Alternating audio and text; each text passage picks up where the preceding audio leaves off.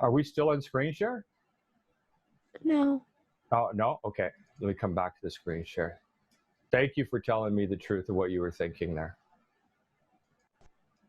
You see it again? Yeah. Fix me, which I'm still not, but whatever. We're a work in progress, but way better than before. Before I met you, I'm a better person after I met you than I was, right? And I'm not gonna like hold you responsible for this, so don't feel the pressure of it, but I just want to hear you answer this, right? You know, if I were to do something online, which I'm really good at, I know how to do a Facebook ad to a free discovery call or whatever. You have to niche it at first. It doesn't mean I'm going to be the addiction guy or anything like that, right? It's about just niching the marketing thing. Who should I be targeting for that coaching call or whatever? Just do your best to say anybody and everybody. That's how you fail at marketing. That's why I never made it to $1 million, because I never did that. Well, how do you marketed too generally? Well, if you want to market to, okay, so you've got to pick. It's a very small. Like, let's say you market to people that make 100,000 or more, right? Yeah. It's what is it? 10% of the population. It's not a lot. That's not the point, but even that doesn't do it.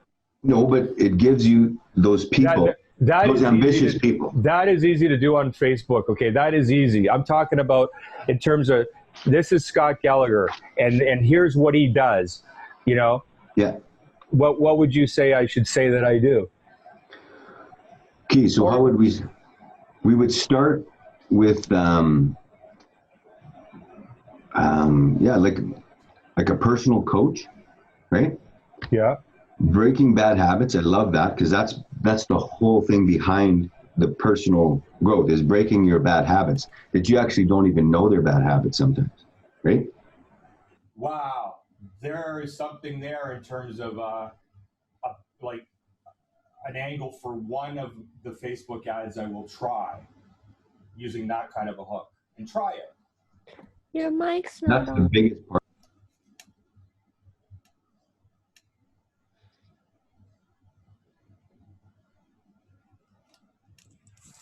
Oh, but you could hear me though. Okay, perfect. Thank you, Samina. Thanks for catching that. Oh my God. Part of it. Keep going. This is it.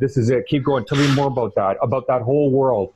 And then giving me the language that. Yeah. So then you can, once you improve yourself, right, with help. Well, wait, hold on. Let's just stick in that energy.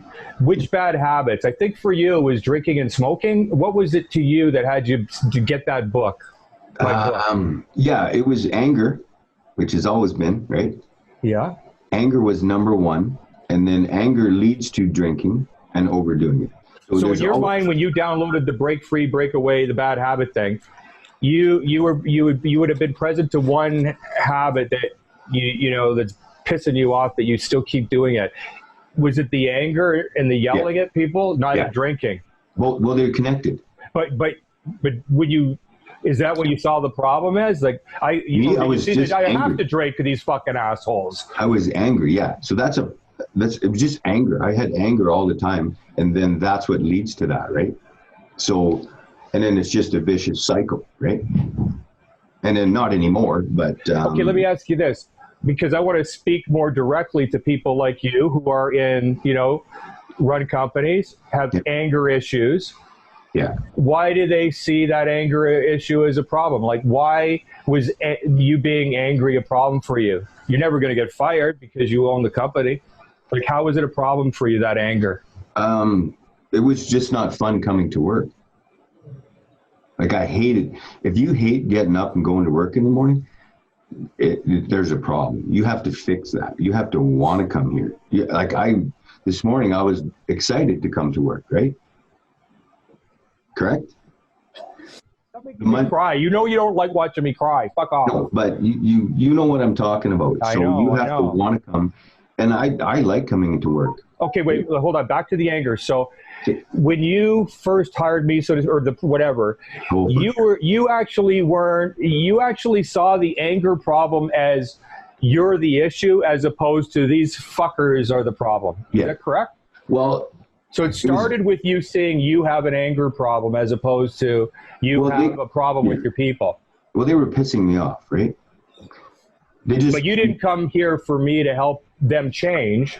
Nope. I wanted you to change me so that I knew how to deal with it, which you did, right? And we changed everything.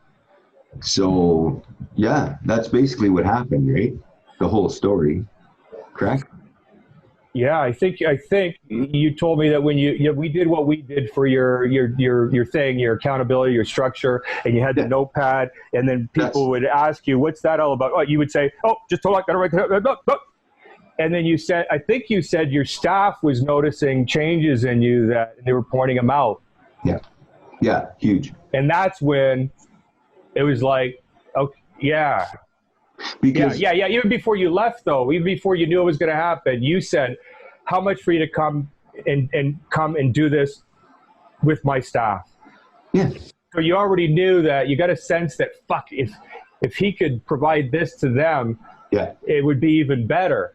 Yeah, I was excited. You remember? Yeah. I went from but I'm hearing what you're highs and lows, right? But I love what you're giving me for the this has been so helpful, because what I'm hearing though is this is always my problem as the ADHD genius. I'm like, too much fucking information, Scotty. Just fucking find another Trevor that has a bad habit and maybe angry at work, and help him, fix that problem in him, and only deal with that, and then organically you're going to be able to do this other shit. Yeah, and I couldn't tell you what if I should be marketing. I couldn't tell you if it's going to work, but I like it. I mean, because I'm living proof, right? And I would help you with that. Well, the bottom line is I didn't get you any other way. So did you hear that, John? She said, and I would help you with that. And if I want to have the least amount of risk, I better try doing whatever I did that got you in the first place. Yeah. Right? And that, like I said, I just did one fax. I thought, why don't I just repurpose, give a new title, and put it language of corporations and throw it out there and see what happens? And I never did it again, Trevor. Wow. Once I got you, I was like just into you, and I couldn't believe it. I was so, holy shit, let me just give everything I can to this guy, because I couldn't believe what you would, like, holy shit. I didn't want to go market and go get another one. I'm just like, holy fuck. But it was impressive that how many marathons you had ran too. That was like, okay, this guy is a god. Really? You know what I mean? That impressed you? Very much. So that's like a goal of people that is so far out of reach. Do you know how many people I know who ran a marathon? Yeah. I know two. Well, I said two. Yeah. But outside I know two. But outside of the running room, I'm talking. Yeah. Okay. Can I just because I've been running so long, you do know that I ran 18 in 1 year with no training in between. Okay, market that. Why though? It's so fucking impressive. You have no fucking idea. I don't know why. It's so mind-boggling that you have, because I know now that's power of the mind. It's not your physical, it's mental. That's right. And once you do that, once you run one, like, that's why I always go, there's nothing we can do. How do that's my motto now. The other thing is, when I was coaching Trevor, when I went to his company, I convinced him to sign up for a marathon, and he was a chain smoker and drinker, and then he did. And then during one of our coaching calls, he told me he got angry. He got injured. And, and so he might not be able to run the marathon. I got off that coaching call. I found out where that marathon was, and I registered for it, paid the $100, bought my ticket to my flight to Edmonton, and called Trevor. And I told him, I just want you to know, if you don't show up to that marathon, you're a fucking asshole. I said, I just bought a ticket, the flight, registered, because I know you. You're going to get injured and then not do it. But now that you know I am coming to run it with you, you'd be a fucking dickhead if you don't run it with me. And we ran that marathon together. The experts at the running room said, you will get injured. Well, you have to train. No. Well, they told me I couldn't do it either. Yeah, while you were smoking. And drinking. They used to laugh at me. They'd laugh at me. Yeah. So me too, man. They would treat me like a bit of a joke. Yeah, 'Cause I me remember too. a couple of times they'd go, "No, you can't run with us. You can't run that far." And I go, "No problem." I never said anything. I would just show them. Yeah, me too. And I shut them up. I didn't have to say a goddamn word. What else is really impressive about me? I never would have thought of showcasing that. Yeah. Those are the main ones, right? Coaching, that's impressive. You know, that's basically what you did for me. That's all the stuff from my personal experience. And is this also true? And I think it is. When you were watching me coach this really big woman who wanted to end her life, Yeah. you were in the membership site. Yeah, that was. I remember you watching something and saying, you're the kind of coach I would want, or so, like that happened before. Yeah, because things aren't as bad as you think. I'm just saying, do you think had you not have seen me work with this person in the membership site that you wouldn't have? I probably wouldn't have. Yeah. I don't know. It was part of it, right? Because once I remember, like you were moved by something with these sessions that I was having with her. Yeah, but how come I was the only one? So he just doesn't remember correctly. He was like commenting and watching like everything inside that Habit Master membership site, John. Like he just doesn't remember that. Yeah, because I didn't have many. Okay. I didn't have many. He remembers that I had a lot of people in that membership site. Maybe I forgot. I don't remember it that way. But I do remember I had people paying. I didn't even know what I was doing. I was building this membership site. I was learning how to do video editing. But you had clients from all over the world. Yeah, I did. I had one from England, and I had another one from South Africa. Yeah. So that's why, I think, right? There was a lot to do with it. Just watching how you worked with people, right? There, he said it. But some people won't fix themselves either. I wanted to. Yeah, there's nothing I can do about that. Just like you can't make someone want to make $100,000 if they don't want to. Yeah. So. By the way, if you ever wanted Kyle to like make a lot more money, the obvious. I'm just going to say it. You change the compensation plan for him so that there's a. He's on full commission. He's on full commission. I already did. Wow. What I was going to say is this is what I was going to say. Honestly, I wasn't going to say that. I was going to say you set up your compensation plan so that like there's a penalty if he doesn't meet certain minimums. Like maybe he only gets 50% until he hits the fucking thing you want. But anyway, new topic. Come back to me, man. Okay. But you can change the compensation plan so that it occurs as you're not going to make what you want to make in your pocket now unless you produce more. If I haven't fixed him since you came here, it's not going to happen. So I don't worry about it anymore. What I do now is I look for somebody else. Yeah. Because the other people are doing great. But the one, some work out, some don't. And just to say this, right, Sabine, I want to tell you about this one here, and you too, John. Here's what's amazing, though. This guy that he's talking about, Kyle, all he was a truck, like the crane driver in the shipping thing. And he had long hair, and he was into raving, and he was a druggie. And when I said I want to meet him too, because everybody was telling me that this guy Kyle is the big problem. Whenever there was anything went wrong, everybody blamed Kyle. And I'm like, okay, I want to meet this guy too. And I had this session with him, and I'll never forget. He walks into my hotel room, he's dropping and spilling things, and like he was so nervous. And I said, dude, what's going on? You're clearly nervous. He said, and I said, what's going on? Why? He says, because everybody knows our future is in your hands. Everybody knows that you have the power. And, if you say I'm fired, I'm fired. If, all I know is this. You've got the power on my life, on my future in this company, and I want to be one day a salesperson. And then I talked to him all about that. And I said, Trevor, I want to create a team, and he's going to be a salesperson. And Trevor's like, no. I said, Trevor, I got 3 people that know that the people that are recognized in your company, the only people that you really show are important are the people bringing in the money, the salespeople.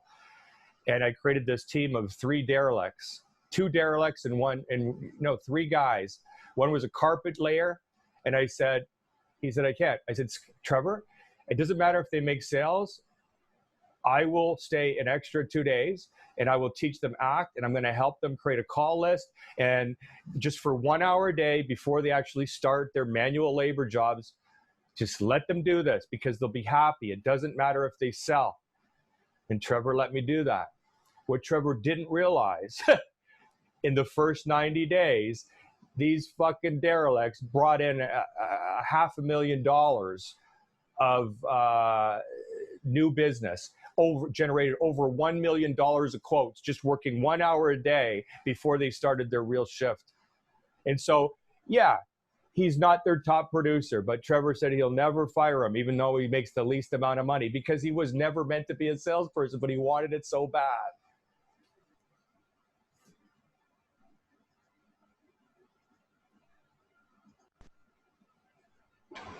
Sales is a tough gig, Scott. Yeah, I know. It is the toughest gig ever. And it's 100% a function of your mindset. Yeah. This Abraham shit that you're going to go through, you keep doing that and you watch what happens, and you will know it came because of your thinking. Yeah, it's helping so far. Like I only freaked out once this week, so that's okay. So listen to me here. The start point is you want to do what to get them sold on Abraham Hicks? What do you want to do? I'm just going to start with the 17 seconds thing in a Monday morning meeting. Just play it. Nice. And just see what, I'm just going to sit there and just see what the reaction is. Right? Just see what they think of it. Well, I'm not going to say anything. What do you think they as a group, they all think is the biggest problem they have going on in their life as it relates to, coming to this company? Everybody loves working here. Hands down. They all like it. What would they want to change? I don't know. Probably nothing. Well, I know one thing. Money. Yeah? Money? No, they make good money. Everybody makes. What do they want to change? Get rid of Nelson. Yeah, that's the only. That's the only commonality in everything, because that's that negativity that gets you involved in. I just have to teach them. 17 seconds will help you with that. What is the specific thing they don't like about him? I know you got your wording for it. What do they really not like about him? Well, the way I sit down with them, I'm not in your face like this. Here's Nelson. Okay, what did you sell this month? Was that it? Like, you can't operate like that. And then it's like, well, what do you got for next month? That kills sales. Just, see, it's just not how to deal with it, right? So that's the issue. So they gotta find a way, since we can't change Nelson, they gotta find a way to change how they're getting hooked and reacted and triggered when he does his shit. 17 seconds, yeah, that's what So what basically happens is Nelson, multi-millionaire in Arizona, when he gets bored, he flies in just to control everybody, just to keep himself busy. Well, unfortunately, when COVID happened, by the way, he happened to be in Canada, but he's not there all the time, but he's there right now. I'm working on. So you introduced that to me, so now I'm going to pass it on to them. Is what I'm doing, right? So my homework for the week is, because I'm editing so many. I got so many freaking clips that I've been editing. I'm going to find one within the next week that I think would be Abraham Hicks. That's what I'm talking about, John. Be the next one to give to you for you, and then you could decide if that's the one you want to give to them after the 17 seconds. Yeah, no, I'm good with that. Sounds good to me, bud. All right. So we don't have to use up the full 2 hours if your mind's somewhere No, else. no, I'm totally content right now. Okay, great. We always know I thought you were when looking it's at your good. phone or something like that. Oh, that's That's just you. fucking thing off. Yeah. But it's called business. Yeah. One thing I do know, John, in terms of like what that rate will be for the coaching calls, that when I eventually like actually get them paying, is that it's going to be like really, really low at only $500 for a 1 hour, like for a consultation that actually deals with that problem. So that consultation may be, 45 minutes to 2 hours to 3 hours. Like, in other words, it's about result. So it's $500 for the result, not $500 per hour. It just happens that I'm getting $500 for an hour. Sometimes it's 45 minutes with Trevor. The first one ended up being 2 hours, but it was a bit too business people like me and Trevor, we're not interested in like using up all the time just because we paid for it. It's like, this is okay, got the result, boom. So it's $500 to deal with a complicated issue, and whatever amount of time that takes, with a maximum of 2 hours is my experience it would take to come up with an out-of-the-box solution for your problem. But I forgot to turn the volume down. That's my problem. Hey, how often have you been having Zoom calls with anyone? Just you. Hey, let me ask you this. I know it's not important to everybody else because they're good, but Yeah. do you have a desire really that you're satisfied, but you actually would like to make more money this year? Like, Well, I always want to do that. I just got to but close it's not a couple more deals. something like there's a drive for it. It's just naturally happening. I'm working on it. It comes to me.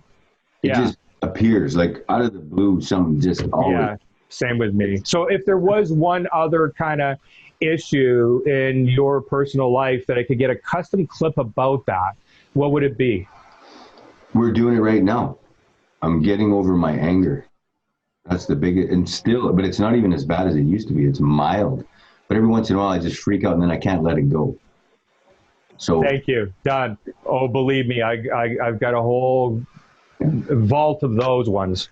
okay. Okay. Awesome, buddy. Thanks, man. You have a great day. All right. Take care. Yeah. Bye. Bye. And just in case it's important, so what will be happening in my next month's session with Trevor, which Trevor doesn't realize, and it doesn't matter, and I'm going to actually, mail him, like, he would be totally against the 12 steps. I'm mailing him this copy of the Big Book of Alcoholics Anonymous, and I'm actually going to take him through certain parts of that book only, and it has to do with resentment, and and how to look at your, it's called step 4, where you start making a list of all the things you resent and that you're angry about, and from the past, your whole life, that these things are still there. And then it takes you through a process to help you see how you're responsible and how you're the cause of everything. And that's what we're going to be doing a bit about in our next session. So I say that because anything can happen in our sessions, So Samina, now I'm done with that. I was going to get your feedback on what you see, what your thoughts on are, what you think I should brand myself and all that, and market as a niche and test and all that. But based upon you getting triggered, I'm going to do that later. I'd rather get your feedback when you're really in the zone.